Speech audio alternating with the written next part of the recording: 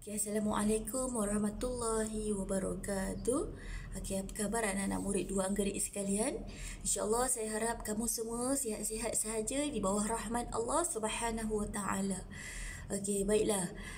Okay, saya harap kamu semua bersedia dengan buku teks kamu ya. Hari ini kita akan belajar bab sirah di bawah tajuk Nabi Muhammad sallallahu alaihi wasallam Al-Amin. Okey, apa maksud Al-Amin dekat sini? Okey, tak apa. Lepas ni saya terangkan apa maksud dia. Sekarang kita, siapa yang ada buku teks boleh buka muka surat 103.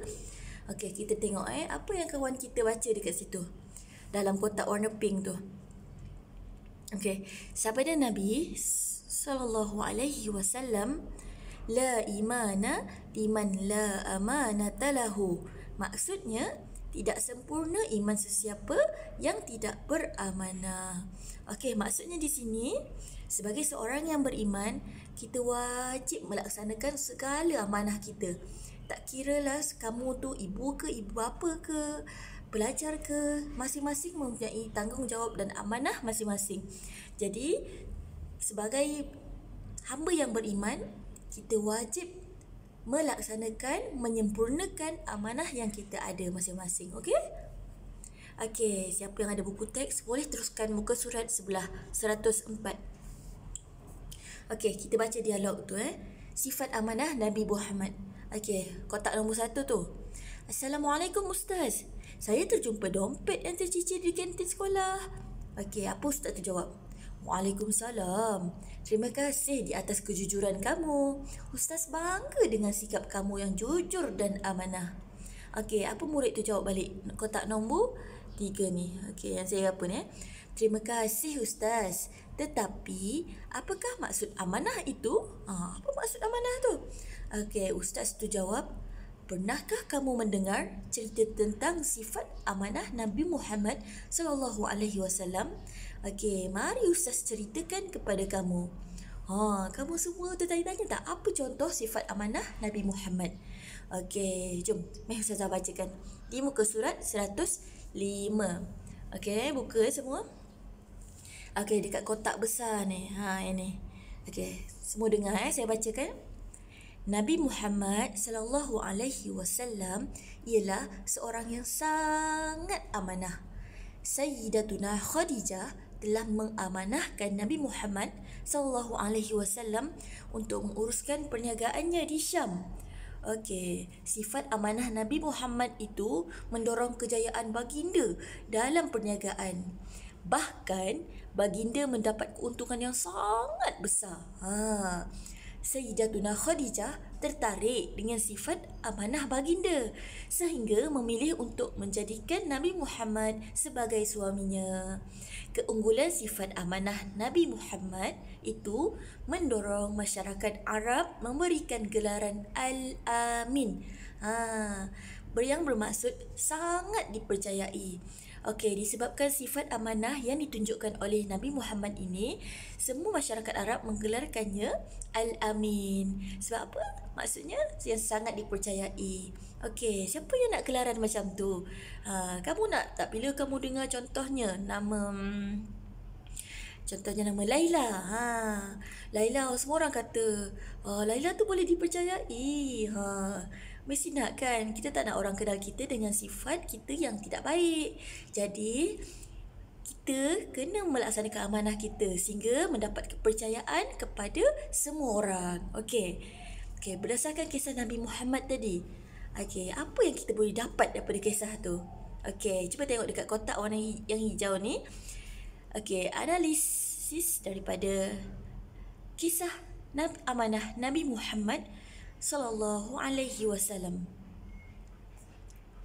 Yang pertama, disebabkan sifat Nabi Al-Amin ni, dia dapat menampat hati Sayyidatuna Khadijah, iaitu seorang wanita bangsawan dan hartawan Arab.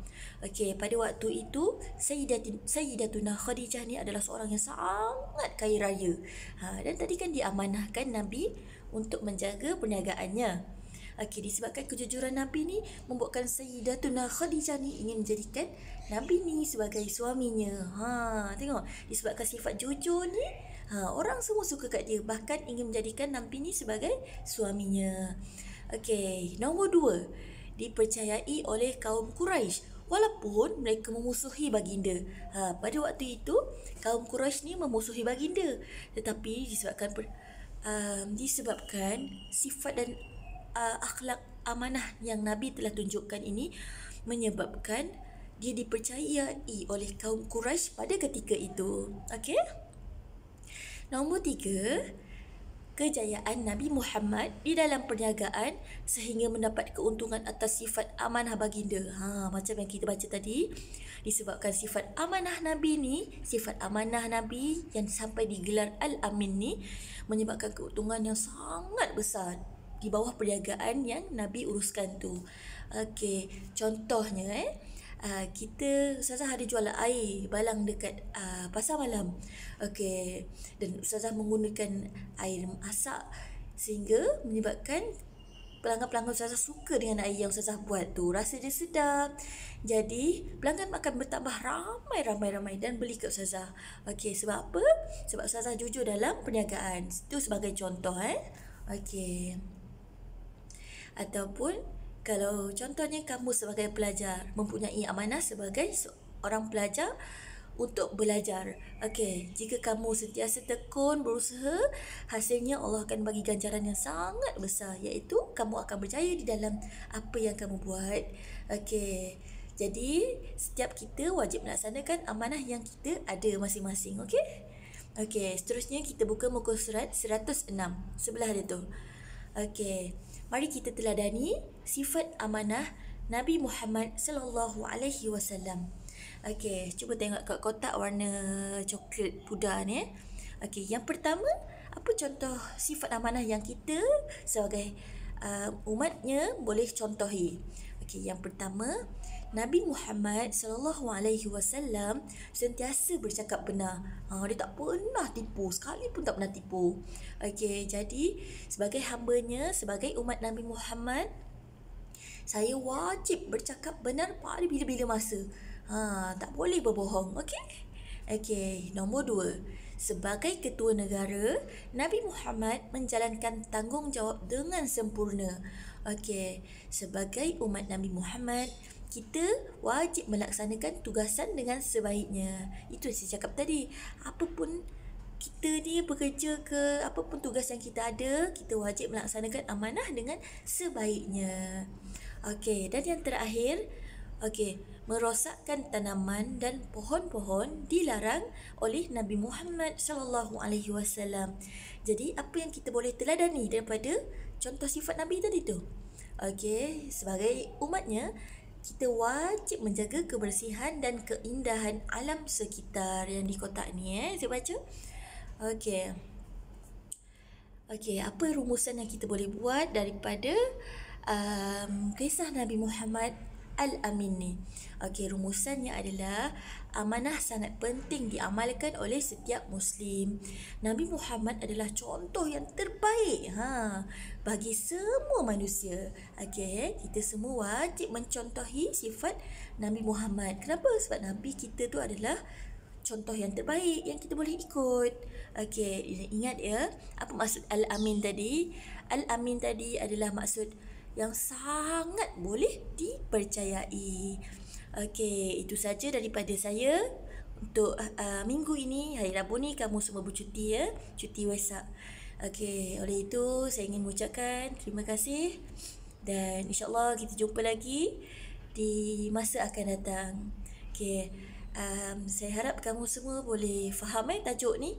Saya minta maaf terpaksa cakap laju-laju sebab takut nanti video ni jadi lama dan panjang pula nanti. Okey, Assalamualaikum warahmatullahi wabarakatuh.